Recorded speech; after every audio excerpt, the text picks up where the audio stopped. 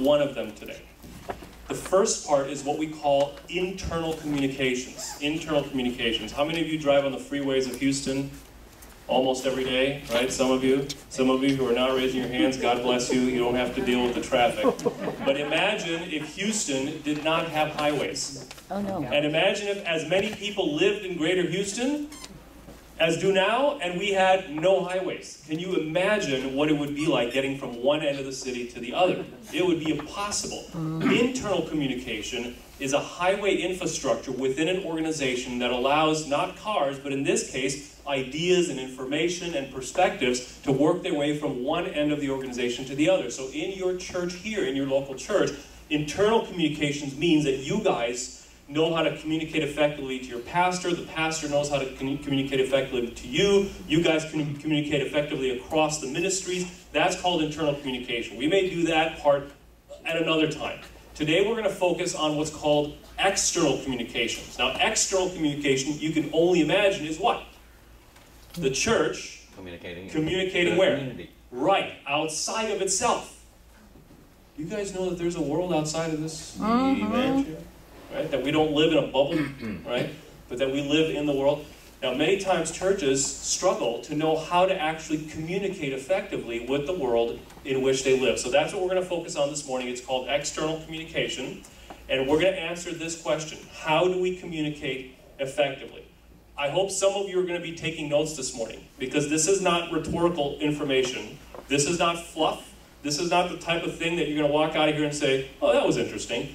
If you begin to put this into practice, you will see that you will, I guarantee you, communicate more effectively in the world in which you live, which means that ultimately, hopefully, these chairs will be full very soon, and that you will have to find a new place to worship. Amen. Because you will be communicating effectively to the world in which you live, and they will want to be part of what's happening here. So, here's the thing.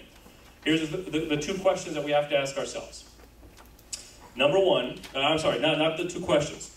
These are the two statements that we need to communicate to the world in which we live. The first statement, in this order, we know who you are. Listen carefully. We know who you are, and we care. We know who you are, and we care. Now you can put in parentheses right next to it, no strings attached. Yeah. We know who you are, and we care. The second statement, then, that we need to make, only after we have made the first statement, is this. This is who we are. And this is how we can contribute to your needs, to your challenges, to your dreams, to your goals, to your passions. You understand the profundity of that? Number one, we communicate, we know who you are. Forget about us. Forget about our wonderful programs and about our events and our concerts and our message. The very, very first thing that we communicate is we know who you are, we care. The second thing then is, this is who we are, and this is how we can contribute into your world. This is what we have to offer. So this morning we're going to talk about some specific concepts of communication, of external communication, that's going to help your church do this effectively. So, if you were to go to Madison Avenue, anyone know what Madison Avenue is? Oh, by the way, before we do the Madison Avenue thing, I forgot to, this is a picture of our family. So you've already met Leah, my wife, but that's Roman on the left and Lance on the right. Aww. Aren't they two of the most adorable things you've ever seen on the face of the planet? Yeah, we agree. Anyhow, so, Madison Avenue. When I say Madison Avenue, does anyone know what I'm talking about? Yes. What do we mean? New York, you got it, New York. You know what's on Madison Avenue? Every major advertising firm in the Western Hemisphere has a headquarters on Madison Avenue. If you were to go to Madison Avenue today and ask them, what are some of the most effective and core principles of promotion, of marketing, of advertising? Because in external communication, that's what we're talking about. We're talking about essentially communicating what's happening in here to the rest of the world after we have started to understand who they are, which is very much a part of marketing and advertising.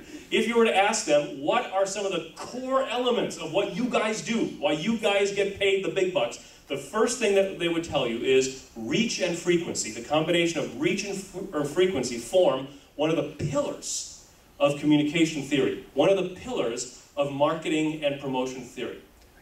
Reach and frequency. Let's break that down, because those two things go together. When we talk about reach, we're essentially talking about what? Anyone care to venture a guess? How far out you go as far as how far you're touching people, like, you know. Okay, that's a tremendous tremendous assumption, and it's true. It starts with essentially reaching people to begin with, and then you begin to ask some of the questions that you've asked, which we will ask too. So in other words, in order for your communication to be effective, in order for your message or your ministries or your intentions to be known, you've got to what? Reach who? People. If you're not reaching the people, then what you're planning on the inside is no good. I mean, in other words, it's great for you guys. But it's certainly not great in terms of communicating to the world in that which we are trying to reach for Jesus Christ, what's happening on the inside. So the idea of reach means reaching people. Here are the questions. Here are the questions, and take notes on this too, that we have to ask when we're talking about this idea of reach. We're going to talk about the second part, frequency, in a second. But in terms of reach, here are the questions that we need to ask. Number one, do we know who we want to reach? The critical word there is want. Do we know who we want to reach? What that means is, do we have, as advertisers would call it, a target market? What does that mean? Anyone care to venture a guess? What is a target market? Okay, so in other words, exactly. There's a need, and we have something to offer, and we know the people who have that need, and so that is our target market. In other words, as a church, you come together and you say, these are the people that we want to reach, specifically. And you start with maybe 1, 2, maybe 3 people groups, and you say, okay, we want to reach this type of person, and this type of person. So you begin to define who you want to reach. Let me tell you, it's going to be close to impossible for you guys to get into a boardroom somewhere and say, we want to reach the whole world, and we want to start tomorrow. You know what? You may end up reaching the whole world.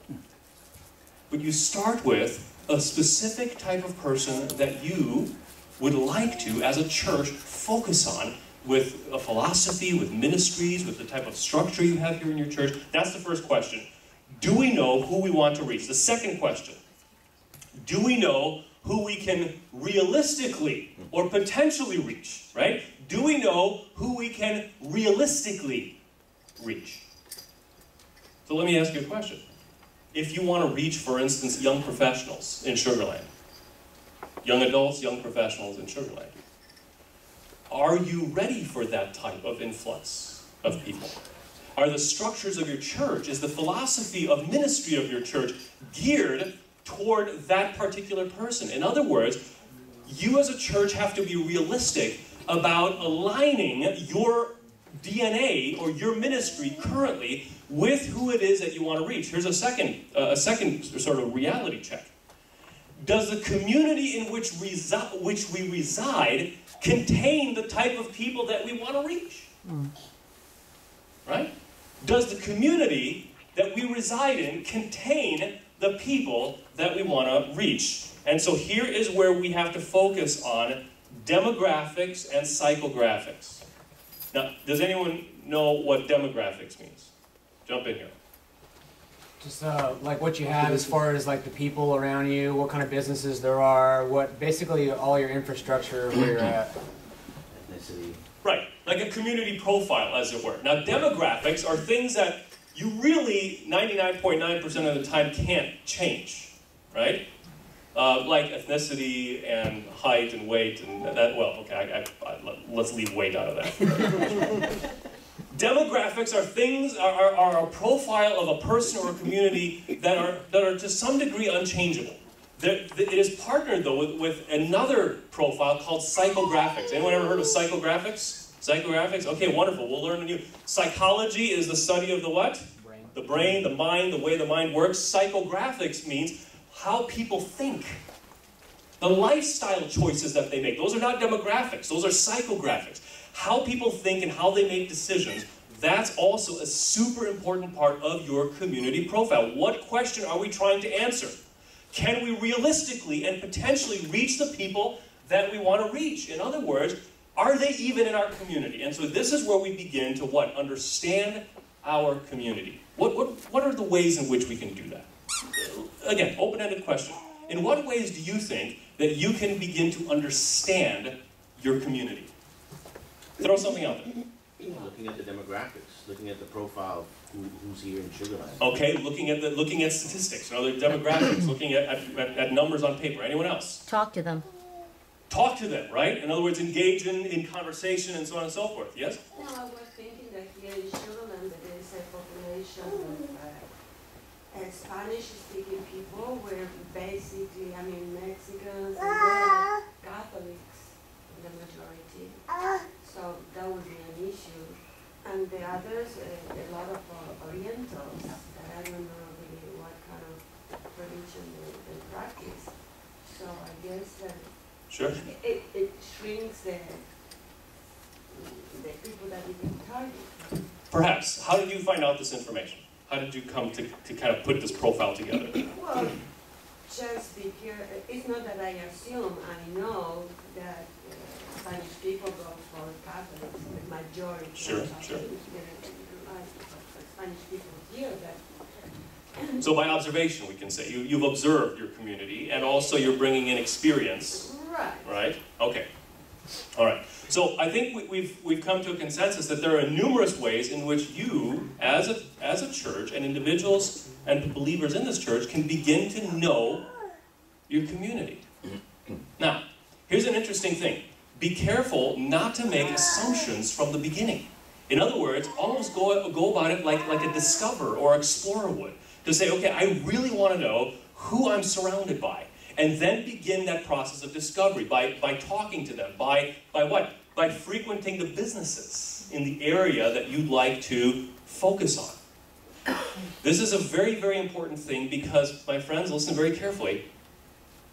You will never reach them if you don't know them. Mm-hmm. Mm-hmm. You can have the most astounding programs, the most amazing pastor, which you do have, by the way. I'll give you 20 bucks after. You can have the top of the line philosophy and theology and you name it. You will never reach them if you don't know who they are. Mm-hmm. Never. So this is ultra, ultra important here. That if you want to make a dent in this community, you have to begin to get to know who they are. So that's the second question. Do we know who we can realistically and potentially reach? The third question is, do we know who we should reach? Now this is a very different question than the first one. It may sound similar, but it's not. Do we know who we should reach? And maybe in parentheses, put to begin with. Now how many of you are familiar with the words of Jesus that we have come to know as the Great Commission? Anyone? Come on, raise your hands. The Great Commission. Wow, like 2 of you. Okay, so let's reiterate that. Jesus says, how about on the back row? Have you heard of the Great Commission? Yes, wonderful. We have an answer from the back. The Great Commission essentially says, go ye therefore, and what? Help me out. You said you know it. Right. Make disciples. Doing what? Baptizing. Teaching them to obey. Come on. Is that it? Do we finish? No. Right. Okay. So we truly am with you always to the end of the world. Right. So, but what does it start with? Go ye therefore into where? All the world. Oh man, some of you said that with so much passion. Like it's been the most amount of passion that I've sensed in this room today. Why? Because we love the into all the world thing. Specifically those of us who have been Seventh-day Adventist Christian believers for a long time, that is part of our DNA. Into all the world. Like nothing gets us more excited than when we talk about the whole world. And so we support projects all over the world, and we're so proud of the fact that we're in 209 countries as a community of faith. And truly, that is something to celebrate. Absolutely something to celebrate. However, Jesus, after he gave this Great Commission at the end of Matthew, it's almost like he thought to himself, you know what, I better I better clarify something. Because they may get wrapped up in the whole world business and not realize that there is a different principle and method that I want them to understand. So at the beginning of the book of Acts, before Jesus ascends, right in the very first chapter, Jesus brings together the same group of people that he gave the Great Commission to, and he starts it off this way. You will be my witnesses, right? It's almost as if he's reiterating the Great Commission. You will be my witnesses, as I have promised. You will be my partners in ministry. But first in, come on, where? First in Jerusalem, then Judea, then where? Samaria, and then where? To the end of the world. We've got to draw this. Here's what Jesus does. He draws concentric circles. He says, you will be my witnesses, first in, where? Jerusalem. Okay, so this was the capital city. And then Judea. Okay, Then Samaria, even sort of more of the outlying parts. And then where? To the end of the world. You know how many of us start off our Christian experience, specifically in this denomination, worrying and focusing about the end of the world. In other words, the ends of the world, the entire known population around the world. And Jesus says, whoa, whoa, whoa, hang on. Because where I want you to start is right in your backyard. Wow. Amen. Right in your backyard. I mean, let's break it down a little bit. You live in Sugar Land, Texas. Sugar Land is part of the greater Houston area. I can guarantee you that some of you right now are thinking about really, really wonderful things that are going to happen to this church in the next few years. And in your mind, you're thinking of the greater Houston area.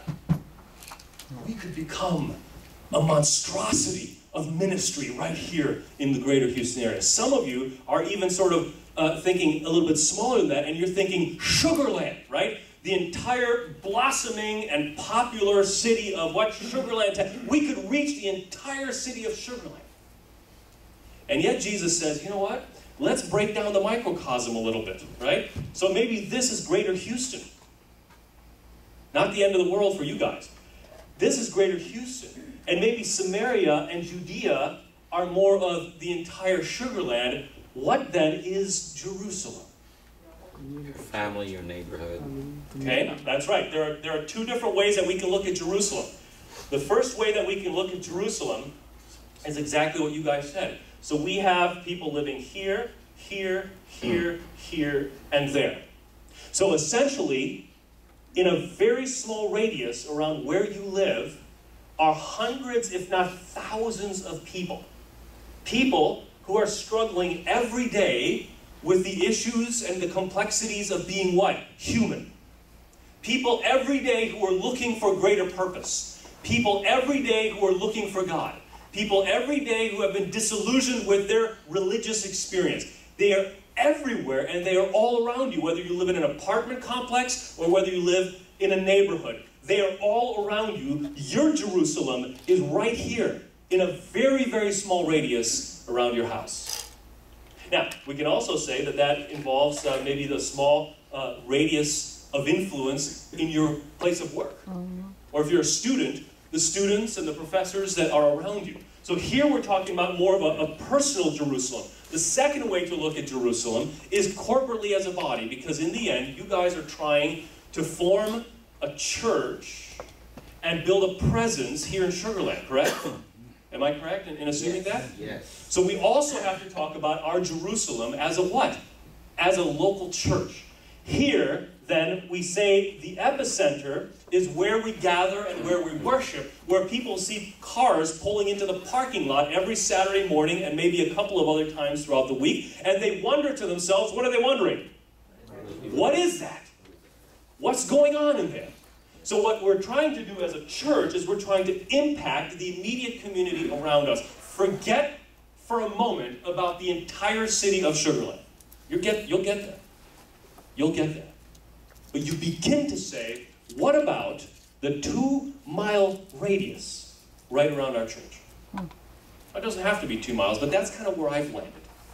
What is the 2-mile radius around this church like? And as we're answering our questions, we go right back to who lives and who does business within this 2-mile radius. Forget outside of the 2-mile radius. You'll get to that point. But make a dent in your backyard first. Make an impact in your backyard first. Let me show you. There are a couple of really great demographic tools that your pastor has as well, but I wanted to bring them to you this morning, and I just ran this morning, literally, so it's like hot off the press, okay? This is, if you can, well, apparently it's wanting to, let's do this. I think it's wanting to.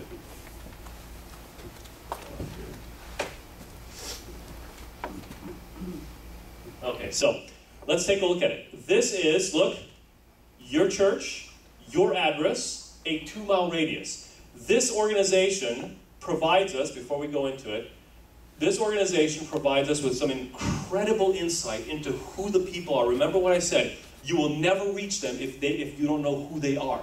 So this is an incredible tool that gives you as a church a profile of who it is that lives around you. And this information comes from a number of different sources, including the census data, but that's only one fraction of where this organization gets it from. By the way, this is an official Texas Conference-sponsored organization. In other words, your Texas Conference headquarters has invested heavily with this company to purchase this package so that every church has this available free of charge. So let's take a very quick look at a summary page.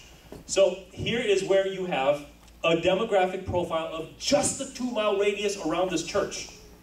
You can see you have things like projected population density. It's very high, so in other words, you can see the arrows where they are on the spectrum. You can see the projected population change. What is it?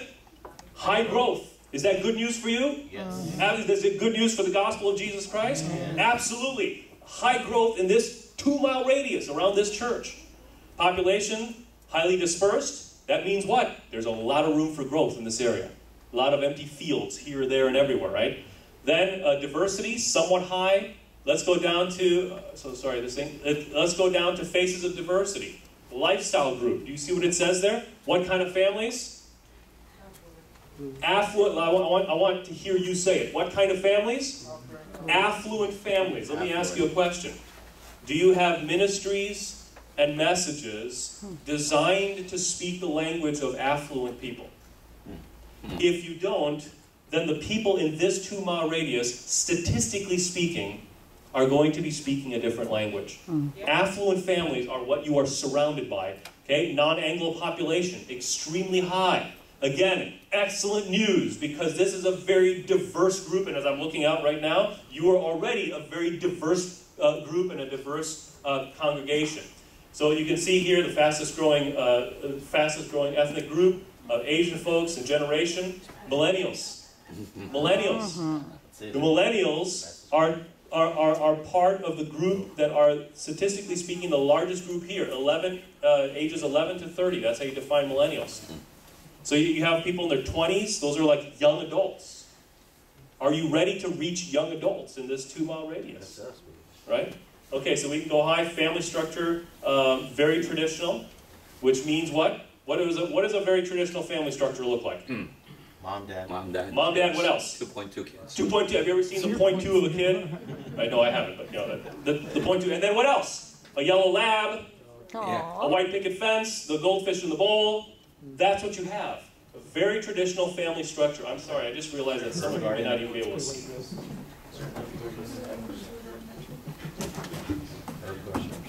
Is that better?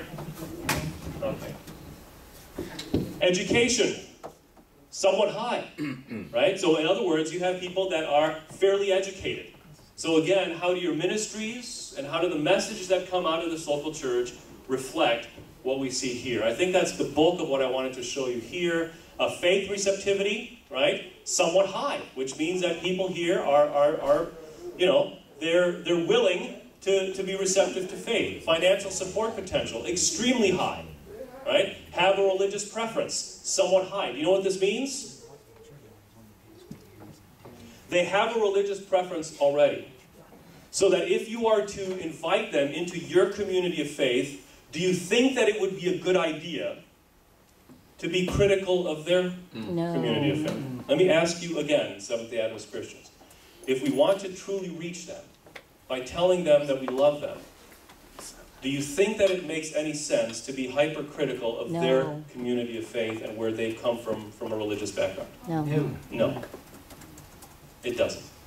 So you can see here that demographically in your community, a lot of people, somewhat high, have already a religious preference. So let's move on from there. This is a summary report that's about 5 or 6 pages long. There's another one that's 35 pages long. Those of you who really want to get involved in this, I would say talk to your pastor so that you guys can pore over this material and say, okay, who is living in our community and how can we begin to speak their language? How can we begin to know who they are so that we can what? So that we can reach them. 20 minutes, Costin. Thank you so much. I'm trying to give you the... My living clock. Yeah. We're doing okay, I think. Let's move on then. Listen, the last question when we're talking about reach and frequency, and we're now on reach. Oh, thank you. The iPad is now alive and well. Thank you. I gotta love the iPad. So you can budget your time. Thank you, Pastor. Okay, then the last question that we ask in terms of reach is, do we know how to speak their language? And we've already seen this. How do we speak their language? By understanding what language, what cultural language they speak to begin with. Are they educated? Are they affluent? Are they poor? Are they, what are their lifestyle choices? What preferences do they have? That is do you know that each of you speak a language other than your native language tongue, or maybe some of you speak 5 or 6, physical languages. But every one of us has a cultural language that we speak. We have a makeup. And that language is important for us to learn so that when we speak that language, people say, wow, that church knows me and understands me. And by the way, this comes out in every piece of marketing material you put out, every poster, everything that comes out of this church has to match the people groups that you want to reach and has to speak their language. So that's the last question in terms of reach. The second, the twin of this thing, is called frequency. Let me get back to this PowerPoint. Frequency. Here is the idea of frequency. The first question we have to ask ourselves is, how many times are the people that we are trying to reach exposed to the message that we are trying to get across? How many times? Do you know why this is important? Psychology. Right? Physiology. What that means is that you, as a regular human being, must be exposed to a message several different times, if not many times, for it to start to what? Sink in. Do you know that our brains are like Play-Doh? I don't read into that too much, but our brains are like Play-Doh. And you have a sharp utensil in your hand, and every time you see something, you make a little etching in the Play-Doh. The next time you see that same thing or experience that same thing, you put another etch right onto the same line that you drew into the Play-Doh. What just happened to that rut in the Play-Doh? It got what? Deeper. You see the same thing again? Again, deeper. You think the same thought again? Deeper, deeper, deeper, deeper, deeper. That's how our brain works. It reinforces ruts. In fact, one of my favorite illustrations is of a place very, very far north from here, in the sort of the Canadian territory, where what happens is you have a very rainy season, and then all of a sudden it gets really cold. Can you imagine what happens to muddy roads, right? Unpaved roads when it's wet? You drive your trucks in your car, and you create what? Ruts for the left set of tires, the right set of tires. And people drive through the same ruts and the mud is splashed to the left and to the right. Imagine if it freezes overnight. What happens to those ruts? They become what? Solid. So what happens now if those ruts are very deep and you're in the ruts with your car and you try to jump the ruts? So from my understanding, in some of these places there are signs that say choose your ruts carefully because you're going to be in them for the next 20 miles. Wow. Same way our brain works. Same way our brain works. And so essentially, from a positive, and by the way, it works both positively and negatively. If you go about every day thinking really negative thoughts, or if you have these deeply ingrained habits that you have, every time it gets deeper and deeper and deeper. The good news, by the way, is that our brains are also very malleable, that those ruts can heal. But every time you think it, every time you see it, it gets deeper and deeper. From a positive perspective, it's the same thing. In other words, do you think that you can be effective in sending out one postcard in the mail for an event and have a whole bunch of people come to your event? Yes or no? Based on what we've just talked about? No. because they haven't seen the message, they haven't been asked several times, it hasn't been reinforced to the point of where they will come. Do you know when the only times in our lives when we can actually remember something till the day that we die by only experiencing it once? Anyone care to guess? When it is something traumatic. How many of you remember exactly where you were on Tuesday, September 11, 2001? Yeah. Right? Some of you who are a little older and have been in the United States, where were you when John F. Kennedy was assassinated, right? These are traumatic moments, and then you have traumatic moments in your life. Personal, private moments. Only when it's traumatic does your brain immediately form a very deep rut. But your average information, and you can imagine how much information floods our existences every single day of the year. For the people that you are trying to reach to actually say, wow, I think I'll attend, or I think I'll actually investigate this thing, they have to see it more than once, statistically speaking. Now those, by the way, that do attend and do come after seeing it one time, there's a connection point there. It intersected with where they are in their lives. There must have been a moment in time when that's what they were looking for. But the great majority of people need to hear it and to see it several different times, and that's why reach and frequency go together. You have to reach them, but you have to reach them how many times? A lot. A lot, yeah, several times. With the same what? Message. With the same message. That is the idea of frequency. So the first question is, how many times is our audience exposed to our message? And the second question, is your message consistent every time that your audience or your folks are exposed to it? Is your message consistent? Or is it different every time they hear it? Yeah, that's a good question. If a person in your 2-mile radius at the Kroger, I'm sure there's a Kroger around here somewhere, met 5 Seventh-day Adventist Christians consecutively in 5 days, would they have the same experience? No. All right, let's break it down even more. If a person at Kroger met 5 of you right here at Access, so just this local church, 5 of you in 5 consecutive days, would their experience from a core perspective be the same? In other words, is your message consistent in who you are as people, in the representation that you make of the gospel, in the way that you love other people, in the way that you react to other people? What if one day, one of you had a tremendously wonderful experience with that person, the next day, the second person snapped at the person in the checkout line, only to find out that you're a member of this church? Oh, right? boy. Is your message consistent when, best case scenario, your audience is exposed to it multiple times? That's the second question. Okay? Now, the result of reach and frequency is something that I have fallen in love with. It's a concept, a marketing concept that is extremely powerful, and I'm going to put it up here. It is called the evoked set. When you do a good job at, number one, reaching people effectively, and reaching them how many times? Multiple times, you achieve something that marketers call the evoked set. Let me see a hand raised for someone who loves the cereal aisle at Kroger. The cereal aisle, come on, don't be ashamed. Cereal, got it, right here. Quickly, without even thinking about it, give me your three favorite kinds of cereal. Stop. Special K. Special K. Strawberry. That's the strawberry thing. The strawberry thing. Cheerios. Cheerios. And Special K, Cheerios, and what else? Snacks. and Gig 'em Smacks? No. I think you keep hitting me with Yeah, okay. Smacks, right? All right. Joey.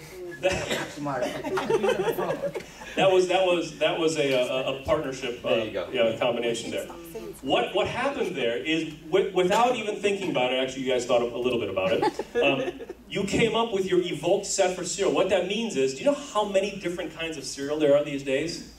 I mean, I guarantee you that there are over 100 different types of cereals, yet you could name 3 of them. That is your evoked set. That's what you evoked out of your memories that came to me. Do you know that didn't happen by accident? That those marketers, do you know that Cheerios has spent billions of dollars over the last few decades billions of dollars advertising their product to you again and again and again and again and again and again, to where in your church on a Saturday morning, you could invoke their name without even thinking about it. Cheerios. Let me ask you a question. Let's just say somebody moved into this 2-mile radius, a family. And so they moved from a different part of the country, and they place their kids in school, and they start their respective jobs, and they're unpacking, and 7 months later, the last box has been unpacked. You know what I'm talking about. And they're sitting down at the dinner table after all the boxes are unpacked, after they've settled down in their places of work, after their kids are in school and doing fine. They take a deep breath, and they say, you know what? Maybe we ought to start attending a church again. Thank you. And so they say, which church should we attend? Now, by the way, you recognize these are not Seventh-day Adventist Christians. Because Seventh-day Adventists would do what? Move into a town, and like the next week, they'd be in their nearest what? Seventh-day Adventist church. Reality check, right? Most of the people in this world aren't denominationally loyal anymore. In other words, they're very flexible in terms of where they attend. Last year, they may have attended a Methodist church. For the 5 years previous to that, they were in the Presbyterian church, right? And now they're at their table, and they're saying, we should attend a church. They just know that they have that need as a family. Let me ask you a question in terms of their evoked set that evening at their dinner table. Will they say to themselves, you know what? Maybe we should try that Access Adventist church in Sugar Land. What are the odds of them saying that in this 2-mile radius? In other words, will you be part of their evoked set after 7 months of them living right here in your backyard, in your 2-mile radius? Will you be part of their evoked set? Will you come to the surface of their mind to say, yeah, you know, the husband says, yeah, you know what, I drive by a certain place every day, and I see a message that this church puts up, and you know it's actually quite humorous, and it makes me think. Or, yeah, you know, I've driven by every Saturday morning. I see cars, and they're advertising what they're doing, and they have great programs for kids, and so on and so forth. Maybe you ought to give them a try. In other words, have you reached them, number one, spoken their language, number two, and reached them several different times so that you could, after this combination of reach and frequency, be part of their evoked set? That's a question that you should grapple with very, very strongly, because these are keys to success in you as a church communicating effectively to your community. So we have 8 minutes left, according to the iPad, and next I want to take you to another concept that is essentially a how-to for how to achieve reach and frequency. So in other words, you say, wonderful theory, Professor, but how does this pan out for us right here, practically speaking? I want to introduce you to a concept called the media mix. The media mix. Let me ask you a question. How many of you see products by Coke or Nike or McDonald's advertised? Every day. Okay? Where do you see them advertised? TV. Everywhere. Yeah, maybe a better question is, where do you not see Coke and BMW and McDonald's and Nike advertise their product? Why do you think they do that? Why do you think they are everywhere? Frequency. Frequency, yes, absolutely frequency. Why else? Convenience. Okay, right, because they understand this concept. Let me ask you a question. Where do you get your information from? Are you the type of person that only gets information from your iPhone? Like you don't ever look anywhere else but your iPhone? No, is that realistic? No, absolutely not. Are you the type of person that only gets information from a hard newspaper that gets thrown into? No. Every one of us has routines that we go through every single day. We wake up, some of us wake up to the clock radio, and you hear the talk show hosts talk about different things that are happening in our world. Then you get in your car and you see what? Billboards, right? By the way, I totally forgot to show you this, and I should show it to you, otherwise, what a waste of time. In terms of frequency, I want to show you something right there in Dallas, Texas. Right there in Dallas, Texas, where's my little pointer?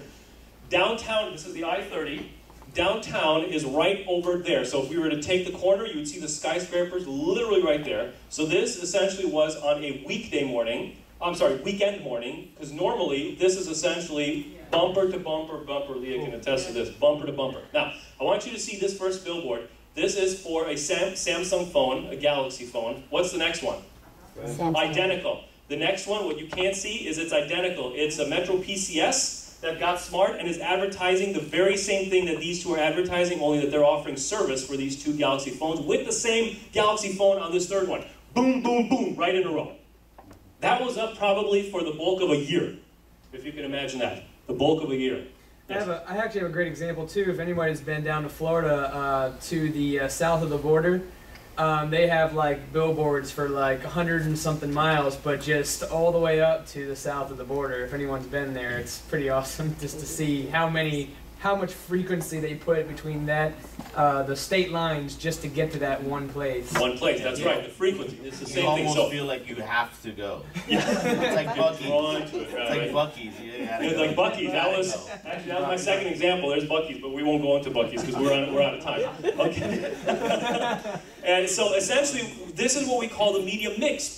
We are going to reach people at different points throughout the day with different channels of communication. So what does this look like for a church in the 4 minutes that we have left? Number one, it looks like you taking advantage of every possible inexpensive and free way that you could possibly get your message out there, whatever that message is. Whether it's who you are, whether it's you're forming a depression seminar because you found out that a lot of people in your 2 mile radius suffer with depression, whatever it is, you are going to get that message out in a number of different ways. Number one is, and let me see if I have this on the slide so that you guys can, there it is, okay. All right, go through Buc-ee's. Okay, you can begin to see it there. The media mix includes, number one, a facility banner. Why is a facility banner important? Now, you guys are renting here, correct, Pastor? You're renting here, but you still do have some options, I believe, for especially when you meet here, to put up some signage. So do you know who drives by your church? And this is really great for you guys to think about as you get into your own facility. Who drives by your church? Pardon me? People in your neighborhood. How many times do they drive by your church? Many. Why? Because they live around. They live around. Do they go to work the same way every day? Yes. Or maybe you're the type of person that takes a different way to work every day. No, not at all. Most people drive the same way to work, the same way to the grocery store, and if you're on their way, they're looking every time around them to see. A facility banner is one of the most important things that you can invest in for whatever event you're doing, because again and again and again and again, people are going to see it. Second thing is, posters and business cards on community bulletin boards. You can't imagine how many places around here in your 2 mile radius have a little community bulletin board. Starbucks, right? You name it. Your local laundromat. Whatever it is, they're going to have a little bulletin board because they want to be known as a community organization, and they're going to let you put a little business card up there, a tiny little poster. These are free ways in which, again, you can reinforce with a facility banner, with posters and business cards on community bulletin boards, with listings on your community calendars. You know that every radio station, every television station, every newspaper has a website with community calendars. Do you know what people do who are plugged into their community, like on Thursday nights? They're online saying, what should we do this weekend? Especially people who don't attend what? Church. What should we do when? This weekend. Let me ask you a question. Are you guys there? Are you guys on the community calendars? It's a great place to be, and you know how much that costs? 99.9% of the time? Zero. Right? To be on community calendars. Number three, direct mail, handbills. You can continue to use that. We have to talk about that just a little bit. Social media ads and promotion. We are totally 2 minutes out of time. I wish I had more time to show you some of these things. Radio and television spots. So in other words, what I'm saying is that there are ways that every single local church can begin to create a media mix so that you don't just have as a crush one way. Well, we're having a series of meetings and we did send out the handbill. I wonder why only 15 people showed up. If you're lucky. Because you didn't create a media mix. You didn't reach people multiple times in this 2 mile radius so that they saw it again and again and again and again and again. Over the last 3 months, they're just flooded with this stuff. This local Adventist church is doing something really interesting. Man, I can't get it out of my mind. That's the media mix right there. And that's where we need to get. Now, let's very, very quickly go to the last few concepts in the last minute that I have. Just, by the way, I wanted to use the website. Yes, absolutely. Thank you. Thank you. The website. Very, very critical. Very, very critical. By the way, I do want to show you something very quickly about Facebook. I must show you something about Facebook. Facebook allows, you know how many people are on Facebook right now in the room we call Facebook? How many? Okay, a lot of people in here, but how many people? Does anyone know? They've reached over what? 1 billion people. Wow. Just received. 1 billion people, including the Queen of England, right? And the newly elected Pope, right? I think. No, he actually He's on tweets. Twitter He now. tweets. There are over 1 billion people Catholic Church tweets. on Facebook, and do you know what every single one of those people on Facebook are telling you every single day? Who they are.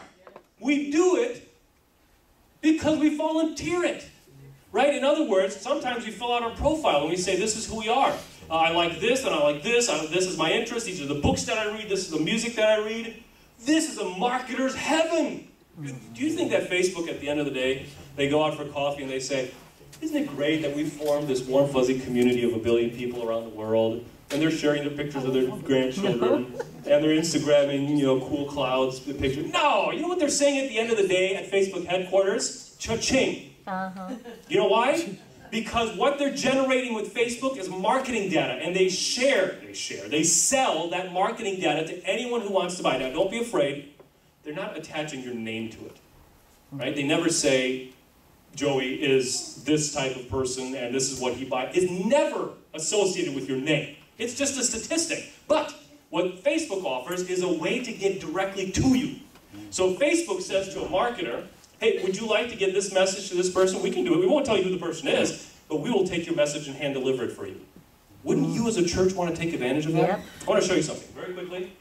Take a look at that. We did a Facebook ad, which is very simple to create. And here's what we said. We did this in San Antonio not too long ago. So the city in San Antonio, in this case, we did just a 10-mile radius. In other words, include cities within 10 miles. We did 18 and above. And here we were talking about a traditional evangelistic meeting. So we said, what if we were advertising a traditional evangelistic meeting? What are the topics that would be covered during that meeting? And what would we be asking people to be interested about? Read down here with my laser pointer. Book of Revelation, prophecy, Bible prophecy, last judgment, second coming of Christ, book of Daniel, left behind, end time, rapture, number of the beast, the new earth, and eschatology. That was what we said. And we said, tell us the people on Facebook who have voluntarily told us that they are interested in these subjects. Wouldn't you want to know that? Wouldn't you want to know specifically who these people were and how many people there were? Get a load of this. Right there, just in that little 10-mile radius, 7,820 people. Now let me ask you a question. Would you rather send out 50,000 handbills to people who may not have even a shred of interest in this stuff? Or would you rather get an ad to them right on their Facebook page that invites them to a meeting that gives them insights into these topics? Which one would you choose? Which one would you think would give us the best return on investment? Which one would be the best use of your dollar? This is very real. And this is how marketing is done these days. If you don't have a social media component of your promotion and communication and marketing, you are missing out on the most amazing tool for reaching people ever since the invention of what? Maybe the printing press, right? 7,820 people in that 10-mile area that are interested in what you're offering. So be sure to use social media. I'm over my time, 3 minutes. Yes? How much it costs? Ah, wonderful, wonderful, wonderful. So here's, the question was, how much does it cost? Is it going to break our bank? So take a look very quickly. So what we did is we said, well, first of all, we don't want to break our bank every day. We just want a $50 budget on a daily basis, and don't go over that. And here's what Facebook then says. Remember, we're talking about reaching people with the gospel message of Jesus Christ. At the very bottom, you see here where I'm pointing, it says, Facebook says, based on your targeting options, Facebook suggests a bid of 66 cents per click. Do you know what that means? That the people who have told you are interested in these subjects, if they click on your ad, all you pay is 66 cents. Now compare that to what it takes to print the ad, and to put the postage on it, and to mail it out, and so on and so forth. Well, if you get 7,000 responses, you say, ooh, this is a little bit over myself. Right, but see what Facebook does is it allows you to use a daily budget limit. So that, guess what? If you're spending $50 every day, you should be praising the Lord because you have a lot of people clicking on your ad every day, people who are what? Already interested in what you are offering, right? So be sure to use social media in your advertising. Now, the last thing I'll mention, literally, without explaining it, person-to-person person-to-person invitation and promotion is the most effective way of advertising and marketing and promoting anything. Do you know why? Because person-to-person involvement, relationships, leverage the most crucial and valuable social currency on the face of the planet. Anyone care to guess what the most valuable social currency on the face of the planet is? Okay, that's one option. Anyone else? Trust. Trust. When you invite someone that you've been working with for the past 3.5 years in the cubicle next to you, you've shared your stories about fishing and your kids and your interests, and maybe you've shared a little bit about your faith experience. After 3.5 years of working next to that person in a cubicle, if you were to go and say, hey John, listen, my church is doing something really neat this next Wednesday night. You guys care to come with us? You are leveraging trust that you could never leverage by just knocking on a door and saying, hi, would you join us for this event? I don't know who you are. I don't know if I trust you. Person to person. You know what a pastor once told me of a very, very large church? I said, what is the secret to your church growth? And he said this, I'll never forget it. He said, sheep beget sheep. That's our secret. A little King James Version language there. Sheep give birth to what? Sheep. Have you ever seen a shepherd give birth to a sheep? No, neither have I. Sheep beget sheep. In other words, those of you sitting in these blue chairs this morning are the ones responsible and called to church growth. Those of you sitting in these blue chairs this morning are given the incredible privilege of using that valuable currency of trust to invite others where? Into the kingdom of heaven. So person-to-person advertising, the most effective way. Last, public relations. We'll talk about this at another time, Pastor. And that is creating relationships within our community in which we are able to communicate, this is who we are, but before then, we want to tell you we know who you are, and we love you, and we want to serve you, no strings attached. I think we're totally out of time. Thank you, Pastor Ken. About a round of applause. Thank you, Costin. Just before we go to brunch, I feel like I won the lottery this morning. Amen. Because I'm seeing some faces, and I promise not to, point them out, make them feel too weird. But today I'm really happy because my neighbor, my friend, Raymond is here, and I think this is his mom. Welcome. Everybody want to welcome Raymond and his mother here to the church. Welcome. Raymond is a police officer / MMA fighter / just all around super cool guy. Thank you so much for being with us today. I want to let you know that we are going to be doing a community event June the 2nd, Sunday, 8 a.m. And the reason why this is so important, we're going to give these flyers out in, after the service, is because we're going to be doing a historic cemetery cleanup close to the inner city. And one of the things that we want to be is a positive impact in the community. And so you say, man, why is it so important to go and clean up a cemetery? Let me explain something to you. The cemetery that we're going to help to clear is so overgrown that you cannot even see the tombstones. The people that have been laid to rest there, the community, you can't even honor those who have died there. And so what we want to be able to do is just say, hey, we're here, Costin, no strings attached. We just want to come here and clear out this brush for a couple hours. Why? So that that community, can feel that they are honoring those who have passed already. And so it's in a place that doesn't get maintenance. It's not a high income area. And so one of the things that you have to understand is that this is number one for us. Okay, this is going to be an awesome project, June the 2nd, Sunday, for us to be able to, do something positive. But guess what? Oh, sorry, I don't have the right input here. Okay. Guess what? What is it that an income area that makes $130,000 a year plus, what do they need?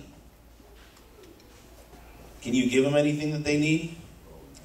Probably not. But what if you say, hey, you quote unquote have it all. Why don't you serve? An invitation for your life to actually mean something, helping somebody else, to get outside of yourself, that life is not just about you. What a powerful invitation. So I want everybody to sign up to go to this cleanup. It's going to be $5. That's going to include your insurance, just in case, hopefully nobody gets hurt. All right, and a t-shirt. It says free t-shirt, but actually you're paying for it with the $5, so I had to talk to the ad person. But we have a sign-up sheet, and I want you all to sign up. But this is what I want you to do. Don't just come. Invite somebody that you know to be a part of this. All right? So let's go ahead and close with prayer, and then we're going to go have brunch, and then we're going to be back. And again, Pastor Jordache is going to